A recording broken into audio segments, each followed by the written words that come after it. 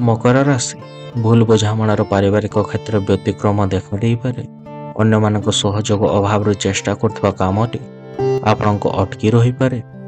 ପରିବହନ, ନିର୍ମାଣ, ପ୍ରକାଶନ, ପ୍ରଶାସନିକ କ୍ଷେତ୍ରରେ ଶିକ୍ଷାରେ ସଫଳତା ଲାଭ କରିପାରନ୍ତି।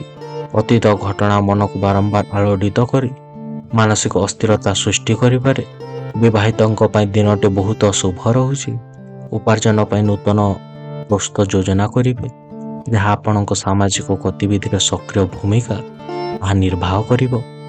ସକାରାତ୍ମକ ଶକ୍ତିରେ ପୂର୍ଣ୍ଣ ଆପଣ ରହିପାରନ୍ତି। ନୂତନ ଯାନବାହନ କିଣିବାରେ ଆପଣ ଟିକେ ସକ୍ଷମ ହୋଇପାରିବେ। ଅଧ୍ୟୟନ ପ୍ରତି ଆପଣଙ୍କ ଉତ୍ସର୍ଗୀକୃତ ହୋଇପାରନ୍ତି। ଆପଣଙ୍କ ଏକାଗ୍ରତା ସହିତ ସବୁକିଛି ଆପଣମାନେ ଆଜି କରିପାରନ୍ତି। ଆଜି ଆପଣଙ୍କ ଶୁଭ ରଙ୍ଗ ହେଉଛି ନୀଳ, ଶୁଭ ସଂଖ୍ୟା ହେଉଛି 8 ଏବଂ ପ୍ରତିକାର ପାଇଁ ସୂର୍ଯ୍ୟ ଦେବତାଙ୍କ ଗାୟତ୍ରୀ ମନ୍ତ୍ର ଆପଣମାନେ ପାଠ କରନ୍ତୁ।